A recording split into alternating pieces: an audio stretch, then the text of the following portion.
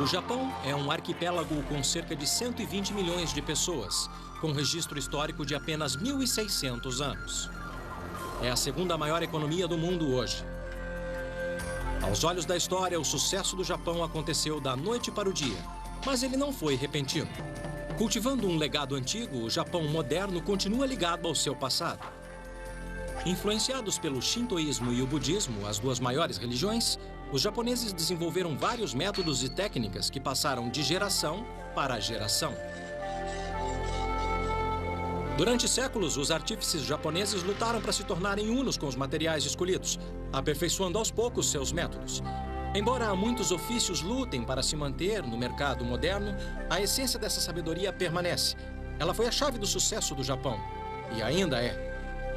E eu vou lhes mostrar como a sabedoria da antiguidade ajuda a explicar a maravilha industrial do Japão moderno.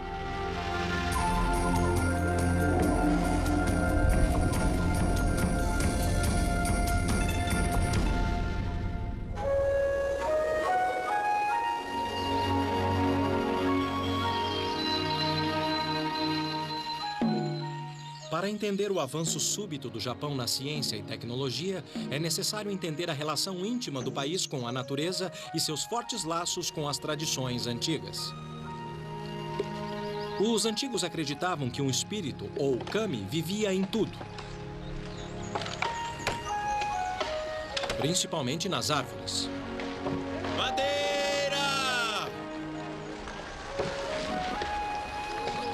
Porque, segundo uma lenda antiga, os primeiros japoneses vieram dos céus, descendo de ciprestes.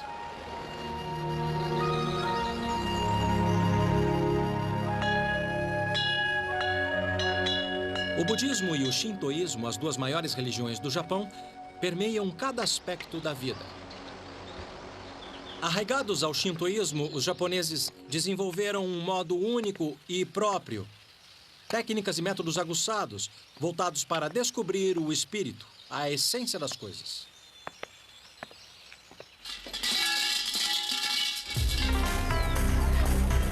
A busca da essência, que modelou a tecnologia moderna, floresceu na antiga capital, Kyoto. É aqui que o mundo antigo e moderno se encontram.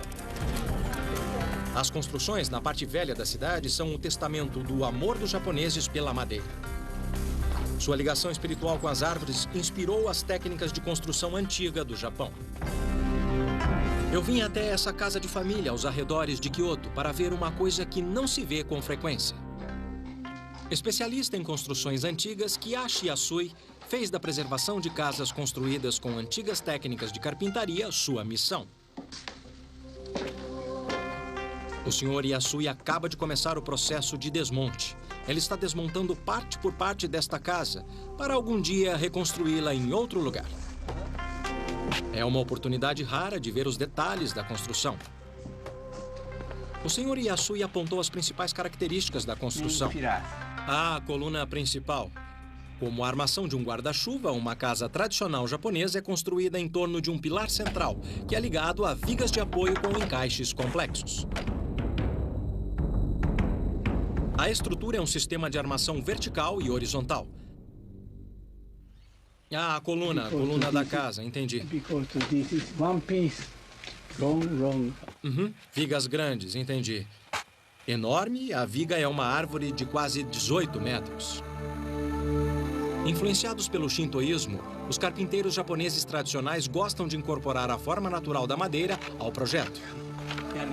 Eles incluem até os galhos e a curvatura natural para evocar o espírito, o kami, que eles acreditam que viva dentro de cada viga. O Sr. Yasui explicou com detalhes a técnica que os construtores antigos desenvolveram para acomodar as formas e ângulos variados. Os antigos chamaram de técnica de entrelaçamento, onde ripas e sulcos se encaixam como um quebra-cabeça. Ela move. Ah, entendi. Eu entendi. Então, se houver um terremoto, ela balança. A flexibilidade e durabilidade da estrutura repousam nas engenhosas juntas entrelaçadas.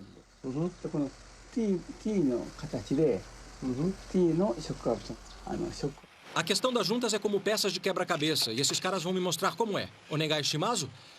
Nesta hora, meu japonês de escola vem bem a calhar. Tá. Este é um daiku, tradicional mestre carpinteiro japonês.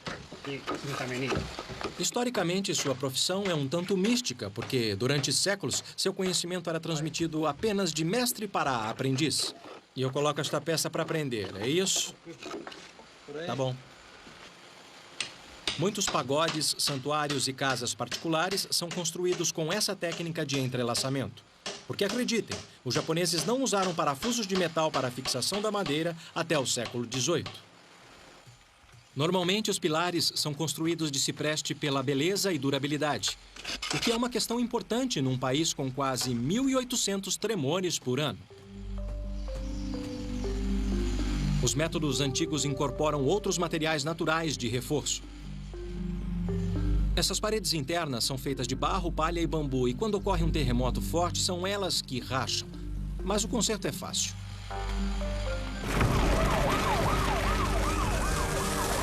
Em 1995, um terremoto de 9,6 em Kobe destruiu 100 mil residências construídas no estilo tradicional em apenas 20 segundos, deixando 300 mil pessoas desabrigadas e matando milhares. No entanto, no mesmo terremoto, os pagodes mais altos permaneceram em pé. Embora tendo centenas de anos e construídos usando a mesma técnica de entrelaçamento, eles não desabaram. Intrigado com o mistério, eu quis saber mais. Então fui ao pagode no templo Kiyomizu para encontrar um especialista. Peter Kazuo Mishinzawa é professor de engenharia estrutural na Universidade de Kyoto. Como é que funciona?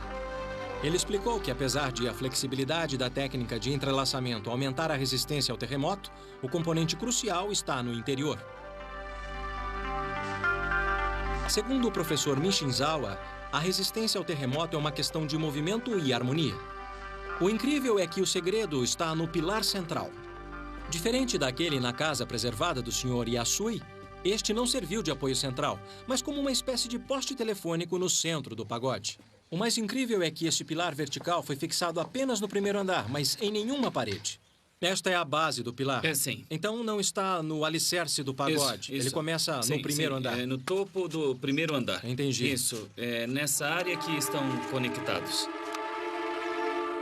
E lá em cima é flutuante. Olha só, está se movendo. E como é que isso funciona? Como é que o pilar consegue absorver toda essa força? O módulo de vibração da estrutura externa é bem diferente do pilar central. Entendi. Ele absorve a força do resto do prédio e leva para dentro. Isso, leva.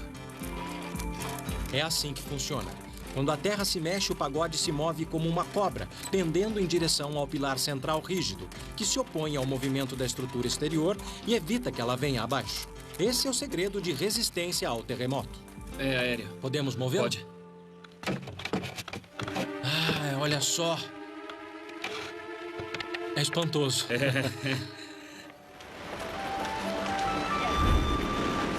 A tecnologia do pagode antigo foi incorporada na construção de um dos mais novos arranha-céus de Tóquio. Por fora não dava para ver, mas eu sabia onde procurar. Eu me encontrei com o Sr. Tatsuo Anada, chefe de tecnologia e pesquisa da construtora. Ele me levou aos bastidores para mostrar a coluna vertebral do arranha-céu.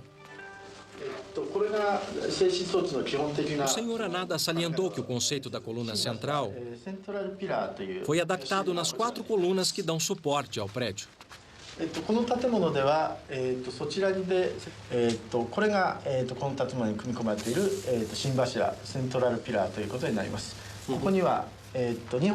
Então isso absorve a força que depois sobe pela coluna. Uhum.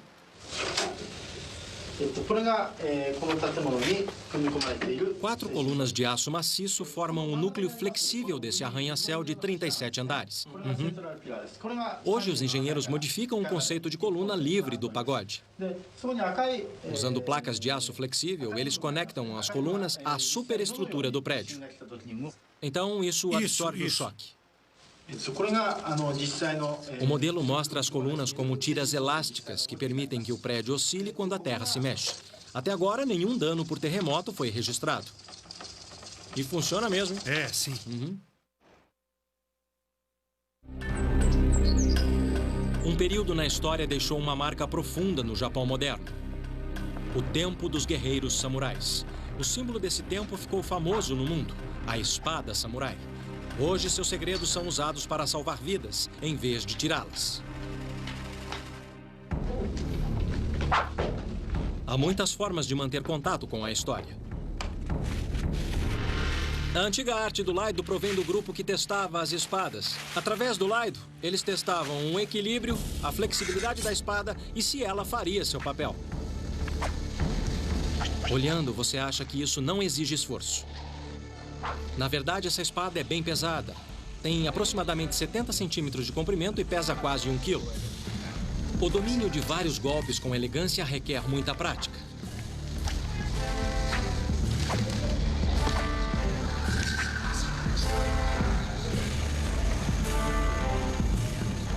Mas o movimento exigia competência. Eu não sabia que era tão difícil guardar a espada na bainha, sem cortar o dedo fora.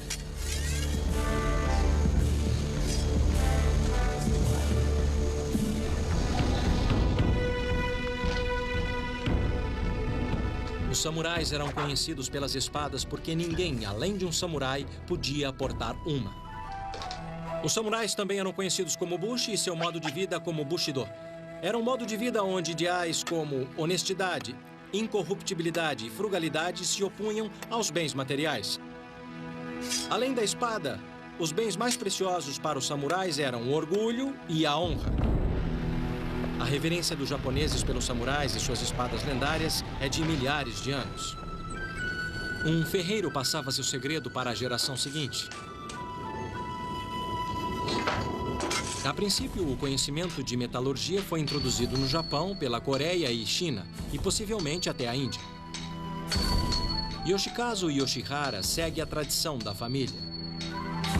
Agora, em seu 20º ano de treinamento, ele está perto de se tornar um mestre. O aço que ele usa foi derretido em um processo antigo que produz tamahagani, ou aço precioso. É um aço rico em carbono, um dos segredos para forjar uma lâmina afiada.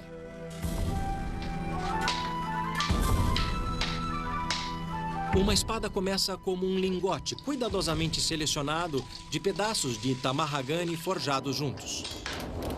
Depois de selecionar a mistura perfeita de aço, o Sr. Yoshihara pode tirar vantagem das variações naturais do aço. Isso pode parecer surpresa, mas são as variações que dão à espada beleza, personalidade e eficiência também. O lingote é dobrado, martelado e esfriado várias vezes, criando milhares de camadas fundidas uma à outra. Pela cor do metal aquecido, o ferreiro sabe quando a temperatura está correta. Na 10ª geração de mestres artífices, o Sr. Yoshihara é um tesouro vivo do Japão. O governo japonês o reconheceu como exemplo da tradição antiga na arte de fazer espadas. Qual é o segredo para se fazer uma espada perfeita? O mestre Yoshihara acredita que primeiro você deve seguir sua própria natureza. Se você for natural e firme em sua crença e flexível no modo de lidar com a vida, então seu espírito habitará a lâmina e a tornará perfeita.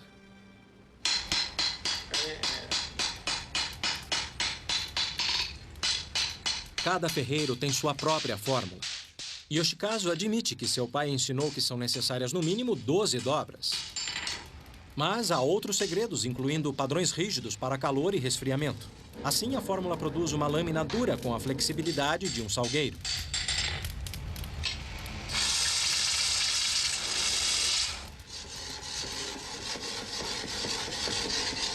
Finalmente, ela é polida à perfeição. Hoje, a história mortal da espada é esquecida facilmente diante de sua beleza marcante. 300 anos depois, a mesma tecnologia de lâmina afiada, que antes tirou inúmeras vidas, é transformada para ajudar no alívio do sofrimento. As indústrias Kai em Seki, Nagoya, são famosas no mundo por suas lâminas cirúrgicas. O gerente, o Sr. Katsuaki Yamata, disse que eles gastam muito tempo e esforço replicando o aço samurai no processo de forja. O Sr. Yamata pediu para que eu experimentasse. Fiquei surpreso ao ver como o aço pode ser macio. No processo de aquecimento e resfriamento, o aço macio e flexível se torna rígido.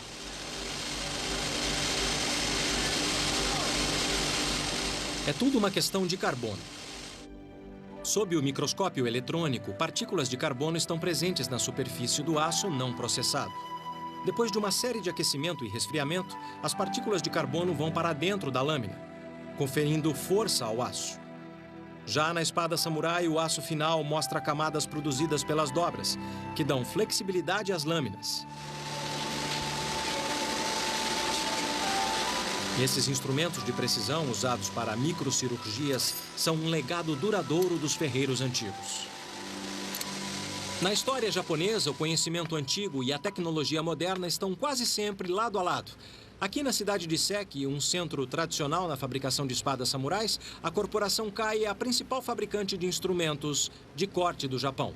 Como nos tempos dos samurais, a melhor lâmina é flexível e não perde o corte. As guerras marcaram a era samurai. Medidas de segurança engenhosas protegiam um comandante supremo ou shogun de ataques furtivos. Parece uma casa de passarinho aqui dentro. Mesmo no Castelo Nijo, em Kyoto, o shogun nunca se sentia totalmente seguro. Então, para se prevenir de intrusos, ele instalou o chamado piso rouxinol. É um piso que canta como se fosse um rouxinol. Ele funciona assim. Montado em cima de tábuas de assoalho, presilhas de ferro são friccionadas, criando o som de um gorjeio quando alguém pisa nas tábuas. A inovação sublinhou a era samurai até o fim. Foi um tempo de paz. Sem a ameaça constante de guerra, a vida de um samurai continuou sendo definida pelo ritual. Foi quando a famosa cerimônia do chá se desenvolveu. A cerimônia do chá se tornou tão popular que iniciou uma indústria, principalmente na antiga capital, Kyoto. Adornando as cerimônias de chá dos samurais, milhares de xícaras e tigelas chamadas de louças kiwaki eram modeladas à mão para incorporar o espírito especial da cerimônia. Apesar de a cerâmica estar entre os materiais naturais mais antigos da humanidade, o método de produção permaneceu constante. A modelagem secular da argila deu aos japoneses um profundo conhecimento da capacidade dos materiais. Embora a eletricidade tenha substituído a roda de pedal, poucos oleiros, como o mestre Imi, mantêm a antiga tradição kiwaki viva. Ele me deu uma lição da arte antiga de modelar.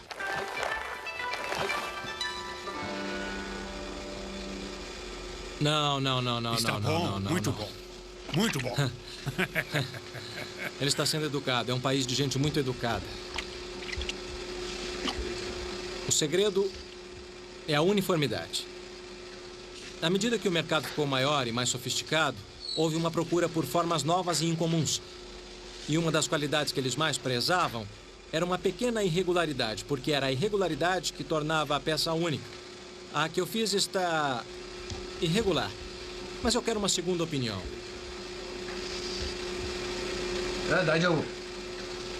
Nada mal. Ah.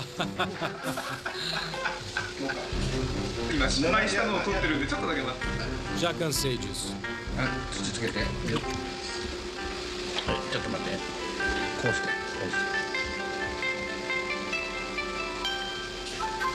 Se não tomar cuidado, nessa etapa você pode perder todo o trabalho.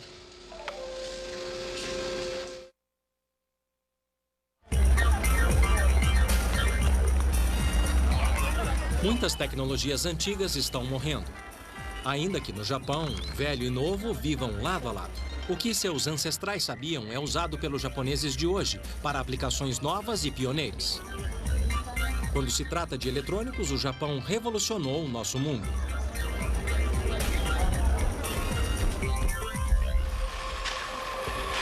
A procura pela essência deu aos japoneses um conceito e, por fim, uma vantagem econômica.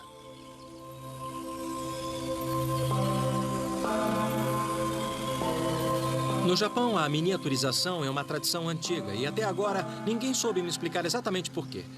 No entanto, o que está claro é que na era da eletrônica, esta filosofia deu vantagem ao Japão. Em uma fábrica moderna de cerâmica, pude ver como as antigas técnicas contribuíram para os avanços mais recentes em miniaturização. Os fundadores da Murata Manufacturing aliam com orgulho a origem da empresa no século XVII às tradições da cerâmica antiga em Kyoto. Em vez de louças, agora eles fabricam componentes eletrônicos. O Sr. Tetsuya Eketa, chefe de desenvolvimento da Murata, me apresentou um de seus produtos básicos de cerâmica. Tetsuya, você poderia me dizer o que é isso? Sim, é uma placa cerâmica para circuitos. Placa de circuito. Sim. Depois de séculos trabalhando com argila, os cientistas em Murata mudaram o curso da história tecnológica. Desenvolveram cerâmicas inovadoras. Assim como o material clássico, elas podem ser moldadas em qualquer formato. Mas o melhor é que elas têm propriedades elétricas. Os antigos fornos foram substituídos por fornos eletrônicos que operam em temperaturas precisas. Da mistura de componentes até o resfriamento das placas acabadas, o controle preciso é a chave para o sucesso. E ela está quente mesmo quando sai. Mas não sai quente, porque a zona de resfriamento fica aqui. Ela esfria, tá Isso. bom. Pois é. Vamos ver. Essas placas de circuito são cerâmicas preparadas com propriedades agregadas. Essa placa já está pronta, né? Está totalmente acabada. Sim. Eis a diferença. As cerâmicas clássicas não têm utilidade elétrica. Mas quando a Murata combina óxidos metalocerâmicos apropriados, eles criam uma variedade de cerâmicas técnicas com propriedades elétricas exploráveis. As microestruturas internas dessas cerâmicas dielétricas reagem de forma diferente quando se aplica voltagem. Enquanto alguns componentes cerâmicos bloqueiam o fluxo de elétrons, outros respondem mecanicamente fazendo um componente vibrar ou pulsar e fazer coisas como tocar seu celular.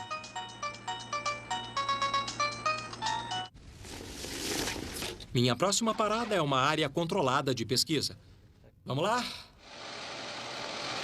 O filme é uma cerâmica. É, filme cerâmico. Nesta área livre de contaminação, eles trabalham em um componente experimental. A base é uma mistura de cerâmicas técnicas aplicadas com moderação num filme plástico fino. Quando aquecido no forno do processador, o filme cerâmico ultrafino encolhe e fica mais fino ainda. Em um processo secreto, camadas de filmes cerâmicos microfinos são usadas na elaboração de componentes eletrônicos complexos. Um dos componentes fica nesses capacitores minúsculos fantásticos. Ele fornecerá circuitos de memórias ainda menores. De louças a eletrônicos, é mesmo incrível como o Japão conseguiu trazer a tecnologia antiga para os nossos tempos modernos.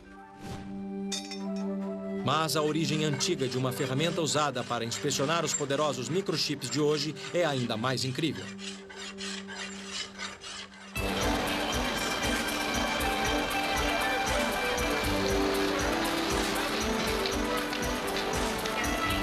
O agitado distrito Akihabara de Tóquio é um bazar gigante de eletrônicos, onde você pode achar o que há de mais novo em eletrônicos compactos.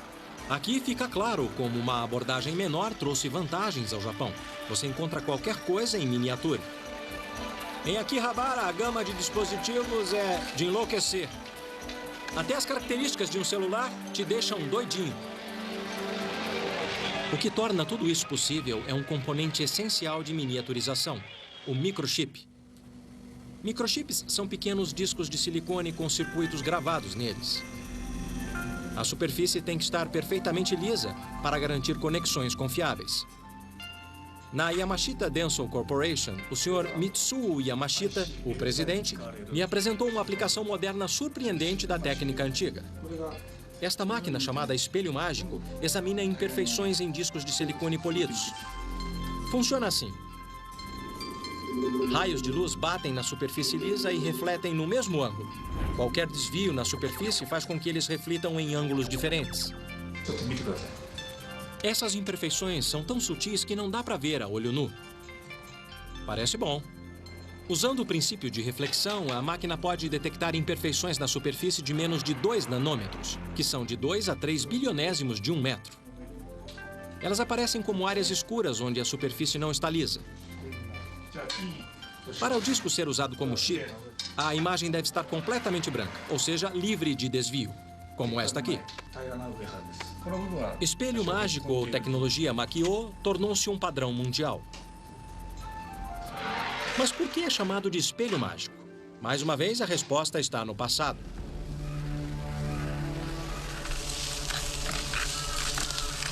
Uma tecnologia antiga importada da China, o espelho mágico teve um renascimento no meio do século XVI no Japão. Nessa época, o cristianismo era considerado uma influência estrangeira e um obstáculo para o estabelecimento do controle absoluto das pessoas. Ser cristão era ilegal. Mostrar sua fé em público podia custar sua cabeça. No entanto, durante esse período negro, o espelho mágico salvou vidas. A magia começou com uma placa de cobre fundido e polido pela mão de um mestre. A verdadeira mágica do espelho é sua precisão. A imagem é esculpida na superfície refletora de modo tão sutil que, se você olhar no espelho, tudo que vê é você mesmo. Mas se o espelho reflete luz branca, a história é outra. Graças ao espelho mágico, os cristãos podiam se identificar em segredo para aqueles que compartilhavam sua fé. O princípio da reflexão da luz do analisador de disco conta com séculos de tecnologia antiga.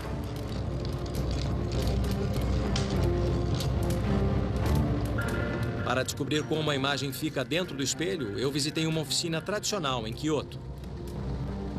A família Yamamoto faz espelhos mágicos há quase 200 anos. Eles seguem um processo antigo com poucos toques modernos. O cobre é derretido a cerca de 1.300 graus centígrados nessa pequena fornalha a gás. Embora seja uma receita secreta da família, dizem que os melhores espelhos são feitos de 5 partes de chumbo, 15 partes de estanho e 80 partes de cobre. Um pouco de palha queimada filtra qualquer impureza da superfície quando este é despejado no molde. Parecia tão simples que eu resolvi tentar. Vamos lá. Isso me deixa um pouco nervoso. Isso é quente demais. Ai, mais quente que 1000 churrascos. E agora, o truque é despejar sem espirrar e queimar meu pé. Parece que o meu rosto está queimando. Pronto. Vamos ver se esse vai ser mágico. Por alguma razão, eu acho que não.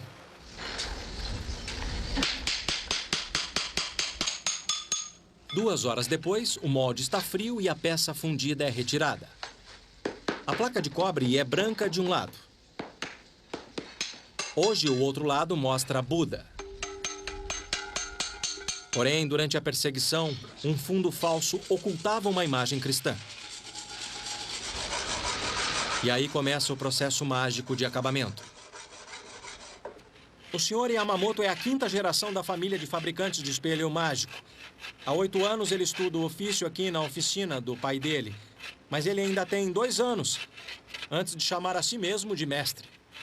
É o tempo que leva para aprender o toque.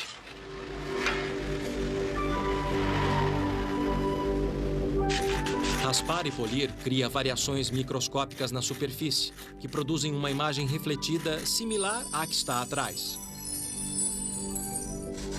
São necessárias semanas de raspagens cada vez mais refinadas para criar a imagem na superfície do espelho. O Sr. Yamamoto usa um pedaço de carvão, como este aqui, para a etapa final no processo de polimento. Como não pode ver se poliu corretamente, ele tem que sentir.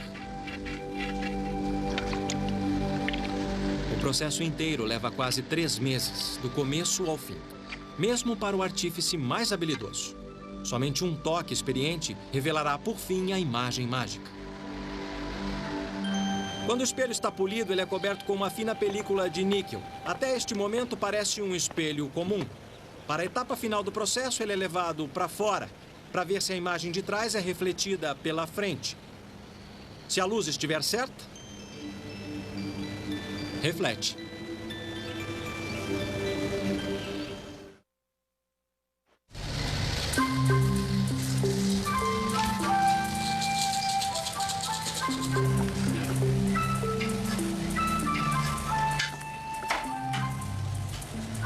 Muitas das tecnologias do Japão moderno são baseadas em adaptações que datam de 300 anos, do período Edo. No século XVII, um relógio mecânico europeu foi trazido de presente ao Japão, o que despertou uma inovação inimaginável. Durante o período Edo, ciência e tecnologia se concentraram na busca do Li, o princípio básico da natureza. Quando os artífices bateram o olho no relógio, ficaram tão assombrados com seus movimentos que eles o desmontaram para descobrir a força que o movia. Molas e engrenagens escondidas no relógio faziam a mágica assombrosa. Esse foi o início do karakuri, uma tradição de dispositivos mecânicos desenvolvidos para te pegar de surpresa. A crença era que a tecnologia deveria ser uma extensão das ações humanas. Assim, os antigos desenvolveram bonecos humanoides e marionetes. Baseado no relógio, seu mecanismo armazena energia ao darmos corda, que depois de liberada se traduz em movimento.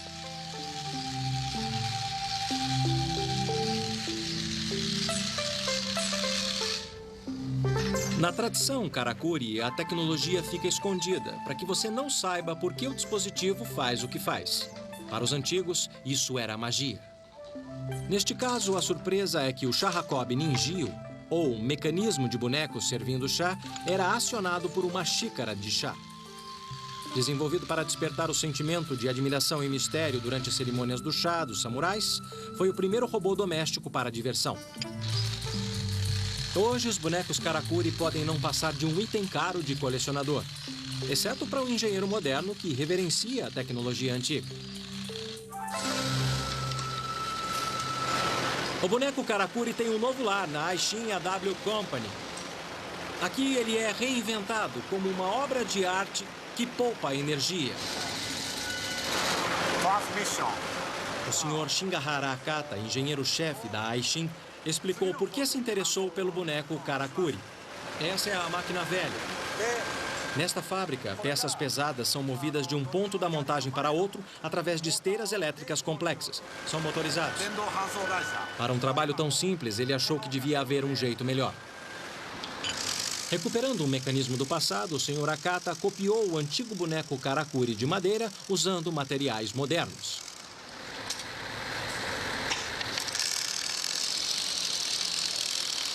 Duas propriedades do mecanismo karakuri chamaram sua atenção. Na primeira, o Sr. Akata percebeu a energia enorme que podia ser armazenada na mola. Na segunda, a quantidade de peso que podia ser usada para liberar a energia que movia as engrenagens. A reconstrução do mecanismo antigo inspirou uma adaptação eficiente. Essa é uma nova função do boneco mecânico. Agora o senhor vai me explicar como isso funciona. Para mover as peças pesadas, o Sr. Akata construiu um carrinho karakuri. O carrinho é movido por molas e engrenagens industriais. O peso da peça força a engrenagem, comprimindo as molas que, em princípio, armazenam energia. Tá? Então o próprio peso faz tudo. A peça desliza até o carrinho, liberando a trava que permite que ele se mova. Quando o carrinho atinge o ponto de transferência, o impacto transfere a peça para o condutor. As molas são liberadas girando a engrenagem que leva o carrinho de volta à posição original. E vai descomprimindo a mola até chegar do outro lado. Não é necessária energia externa, como a eletricidade. É incrível. A adição desse efeito positivo ao mecanismo do boneco karakuri gera uma economia de energia significativa. Esse faz o mesmo? Então, depois de 300 anos, o espírito do boneco karakuri vive nessa fábrica moderna. Se você achou isso legal, espera para ver o resto.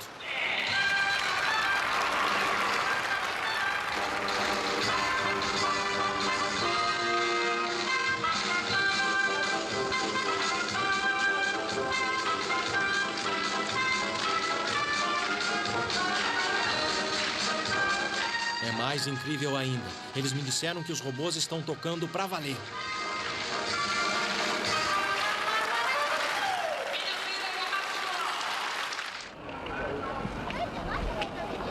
A crença dos japoneses em Li, a força escondida dentro da máquina, levou uma indústria gigantesca a produzir robôs humanoides.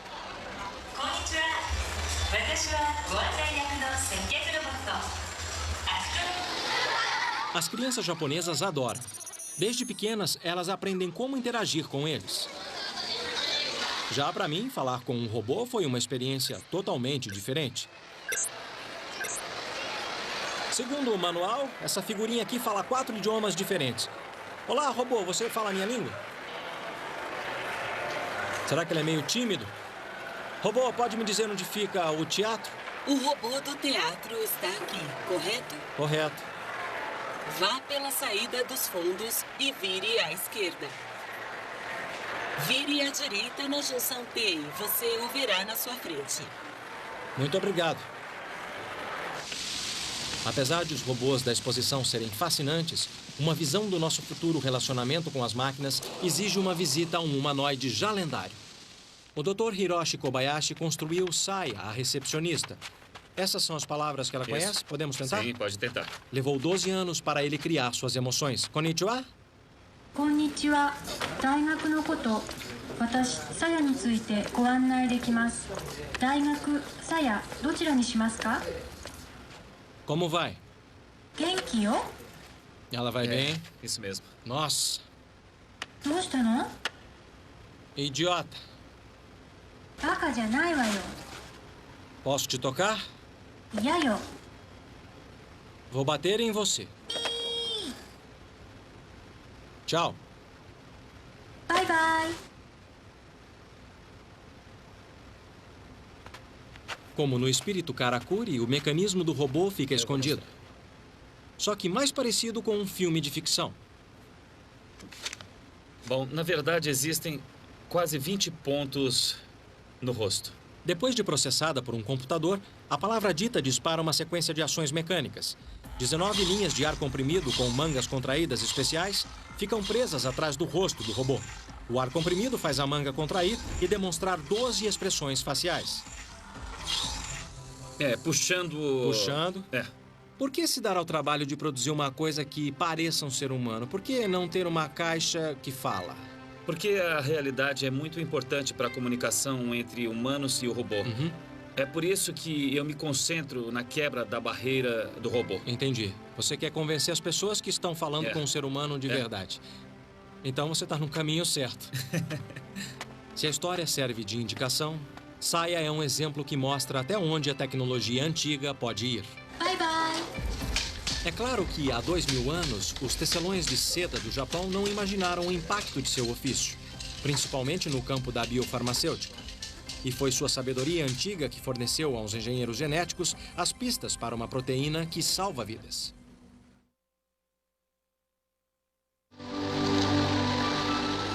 A parte norte do interior do Japão é coberta por fileiras de árvores como esta. Em outra época, elas foram a fonte de riqueza da nação.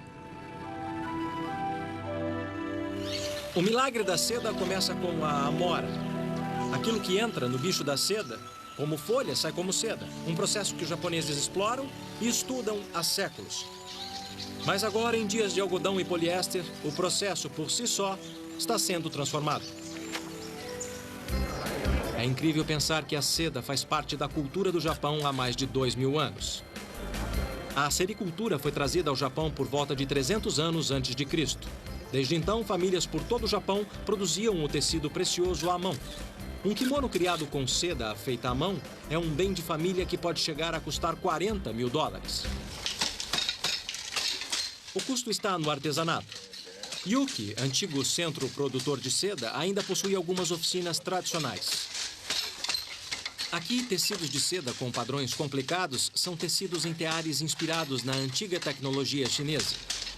Mas gerações de mestres como Akira Suto aperfeiçoaram esse processo de amarração com nó único. Ele está preparando o fio para várias fases de tintura, que por fim criarão padrões sutis. Mas primeiro é preciso ter o fio. É o segredo da seda japonesa. A fibra de seda é uma secreção de duas glândulas da cabeça do bicho da seda, que cria o casulo. A lagarta leva de 2 a 3 dias para fazer o casulo, enrolando o fio que tem mais de 1,5 km de comprimento. A seda seca quando entra em contato com o ar. A senhora Murata me mostrou como enrolar o fio na tradição antiga de modo frouxo e não apertado. Konnichiwa. Arigato. Arigato. É preciso muita habilidade para desenrolar os casulos do bicho da seda. Quando os casulos são desenrolados, a seda é puxada e torcida em um fio. A saliva a deixa macia. É mais difícil do que parece. O truque é deixar a seda sempre com a mesma espessura. Leva tempo para aprender.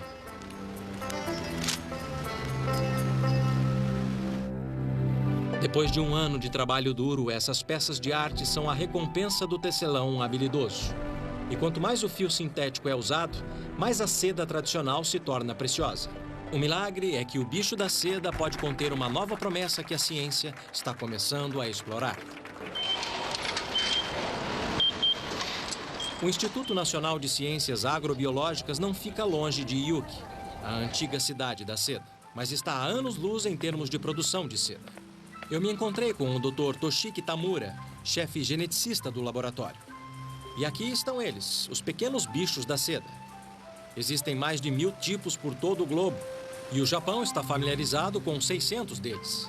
Considerando a história do Japão, não é à toa que seus cientistas estão à frente na decodificação do genoma do bicho da seda. Ah, que estranho. Acontece que a seda é uma proteína. Os cientistas aqui na fábrica de insetos da NIAS estão testando bichos da seda geneticamente modificados que não produzem seda, e sim proteínas que podem ser usadas para fins medicinais. Testes revelam que eles estão fazendo progresso. O primeiro desafio é redefinir o DNA do bicho da seda para aceitar um novo gene. Para testar o conceito, a equipe do Dr. Tamura injeta gene de água-viva para a luminescência. Se eles conseguirem juntar em seus DNAs, os bichos da seda desses óvulos serão verdes sob a luz ultravioleta. Esses bichos da seda modificados geneticamente podem produzir proteínas úteis, tais como o interferon, que é usado contra o câncer. Se der certo, a nova biotecnologia pode fazer do Japão o maior jogador do super lucrativo mercado farmacêutico. O que ele está olhando? O bicho da seda? O bicho da seda. Ele está olhando, como você pode ver aqui. O Dr. Tamura explicou que o brilho verde é a prova que o gene fluorescente da água-viva foi introduzido com sucesso no DNA do bicho da seda.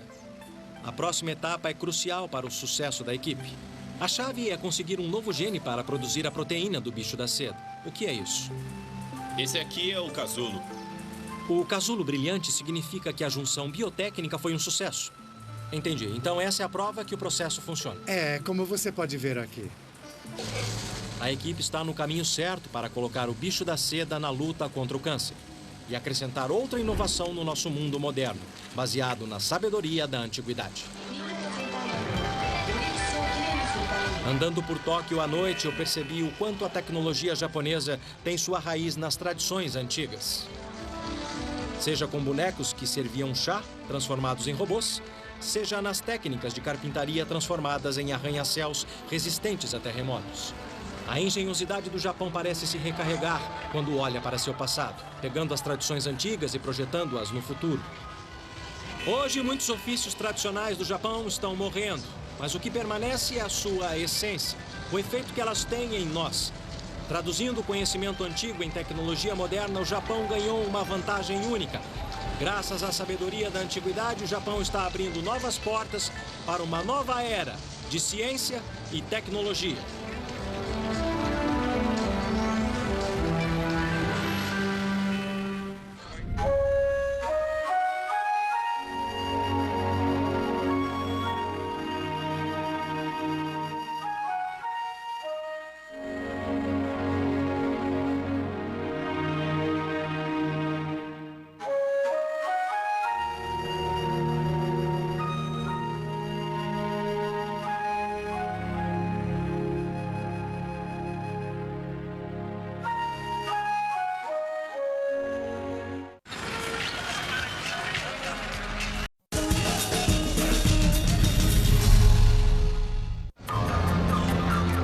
O Japão é um arquipélago com cerca de 120 milhões de pessoas, com registro histórico de apenas 1.600 anos.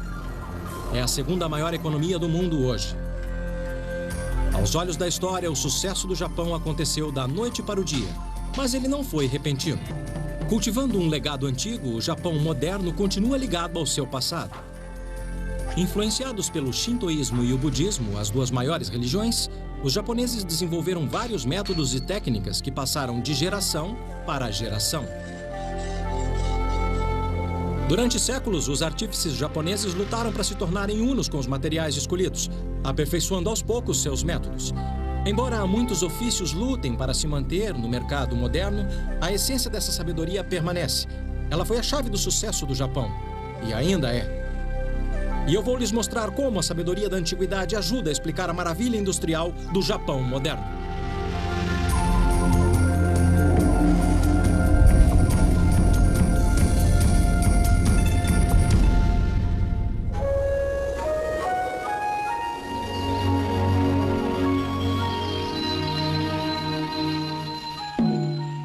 Para entender o avanço súbito do Japão na ciência e tecnologia, é necessário entender a relação íntima do país com a natureza e seus fortes laços com as tradições antigas.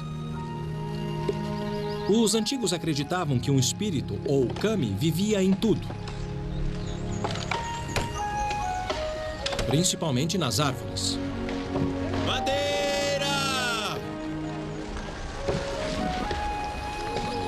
Porque, segundo uma lenda antiga, os primeiros japoneses vieram dos céus, descendo de ciprestes.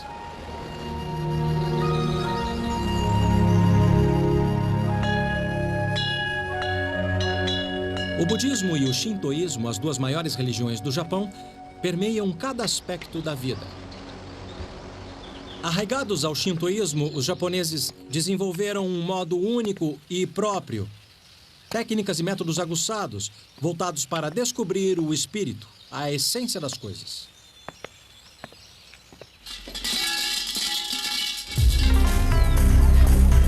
A busca da essência, que modelou a tecnologia moderna, floresceu na antiga capital, Kyoto. É aqui que o mundo antigo e moderno se encontram. As construções na parte velha da cidade são o testamento do amor dos japoneses pela madeira. Sua ligação espiritual com as árvores inspirou as técnicas de construção antiga do Japão. Eu vim até essa casa de família aos arredores de Kyoto para ver uma coisa que não se vê com frequência.